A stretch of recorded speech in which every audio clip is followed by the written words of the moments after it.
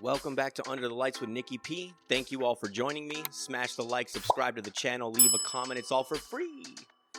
So we got Shakur Stevenson fighting William Zepeda coming up soon. And I went down the rabbit hole of Shakur Stevenson's fights to prepare for this video. And never has my opinion changed so much in a couple of hours than watching his fights. So I've never been a huge fan of Shakur Stevenson as far as like following his every move, watching all of his fights in their entireties. I'm aware of him. I know his skill level is super high. I've watched a lot of highlights. He's always been kind of in the periphery for me. I've always followed like Teofimo Lopez, Gervonta Tank Davis, all those guys. I like a lot of action in my fights in general. I love the purity of the sport, don't get me wrong.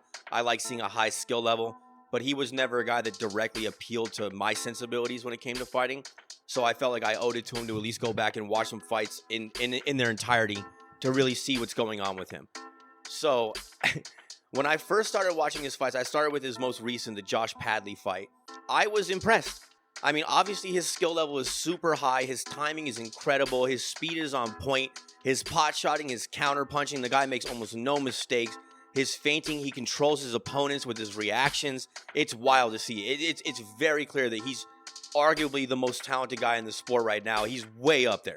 Way up there. So I was happy to see it. And I mean, he did what he had to do. He fought a fairly tight fight. He put him out with some nice body shots in the later rounds. I thought he did his job very well. So I watched that fight. I'm like, what's everyone talking about? Like, why is he so boring for people to watch? I mean, I kind of got the sense about halfway through that fight that he was in such control that the action was really never there. It almost became hypnotic because you knew how every round was going to look. But he did start walking him down and turning it on and doing a little bit of damage. And I'm like, okay, fair enough. That's a fair game fight. So then I watched his fight with Oscar Valdez.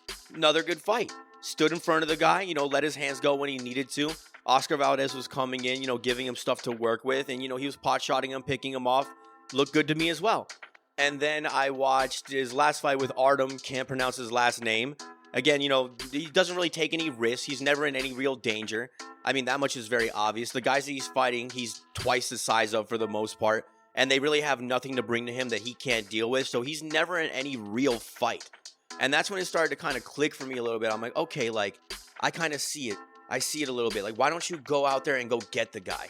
The guy has nothing to offer you. There's nothing he could do to you. And you're still just going to hang back and wait for them to come to you and give them what you need to have a perfectly clean fight and not get into any scuffles or just any type of like deep water whatsoever to make it interesting for the fans. And I mean, I understand everyone's side of the argument. I understand Shakur Stevenson's side. He doesn't have to fight in any way that he doesn't want to. It's his body, it's his life, it's his career. He's the one that steps in the ring and he's allowed to fight however he wants and he doesn't care what the fans think. Fine. But on the other hand of that, we are spending our money, our entertainment dollar to watch something that we want to be entertained by. And if we don't find it entertaining, it's our right to not spend the money on the fight and we can have our criticisms just the same. So there is no right and wrong opinion here. Everyone's justified. The people that love Shakur Stevenson, his fan base, I absolutely understand where they're coming from. I mean, the guy is incredible, so I get it. And you're like, oh, what's he supposed to do? It's the other fighter's job to go and get him. It's not his job to give up the rounds and blah, blah, blah. All that is completely fair and completely justified. But it's also justifiable to see like, hey, we want a little bit of action. So I went from not really knowing all that much about him as far as watching his whole fights throughout. And then when I did, I had an up opinion about him. I was really high on him for a minute. And then I watched the Edwin Los Santos fight. And that's when it hit me. Oh my God. That was brutal, man. KO.